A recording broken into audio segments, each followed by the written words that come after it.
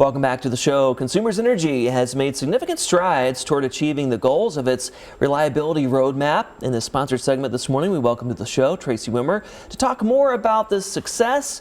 And we'll start with the basics. Explain to me and folks at home, remind us, what is the reliability roadmap? Yeah, good morning. So that's our glide path to making sure that we're making our grid stronger and more resilient. Obviously, we know weather is changing. We're seeing more frequent and more intense weather events. And we want to make sure that we have the grid that's prepared to handle our energy needs of the future and to weather those storms quite literally, right? And so our two big goals with that were that one, no more than 100,000 customers have power, have an outage at one time. And also that no customer has an outage that lasts more than 24 hours. And so like you said, we've made some pretty big strides. One is that last year, 93% of customers who had an outage had their power restored within 24 hours, wow. Which is an increase from the previous year by almost 5%. And we're really proud of those efforts, and it shows that all the work we're doing is paying off. Well, let's dive into some of that work and, kind of give us an idea, what have you been doing to try to make those improvements? Yeah, so it's a whole variety of things. It's adding new technology. It's our undergrounding pilot, which I've talked about before, where we're burying lines across the state. I'll pause you right there because, why is that important? I mean, I feel like we live in a crazy weather state at times.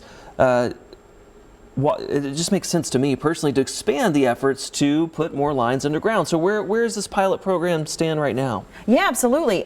So last year we put in our first 10 miles, which was a big deal. And now this year we're going to be increasing that amount, and we're doing it in different areas across the state because we want to make sure that we're doing it in places that it actually makes sense, right? Where it's most cost effective, where it's going to actually prevent outages and save more money for customers. And so that's why we're trying it in a lot of different places. But once we have really nailed down like the best type of location, we're definitely going to expand that model. Okay, yeah, I was intrigued by that. Okay, keep going with the list. Sorry, I stopped you. Yeah, oh my gosh, no, you're fine. And so one of the things that we find most exciting is using Spot the Robot Dog. So we have a robot dog that patrols our substations, and it can detect the possibility of an outage or an issue before human eyes can see it, because it uses infrared technology. And so it's able to alert us, and then he goes home and is in his little recharging bed. Now, do we have a picture of this? Maybe you can share one next time. I'll have to bring it next time. I mean, that's really interesting. And when did you start using this little robot dog? We started using him last year,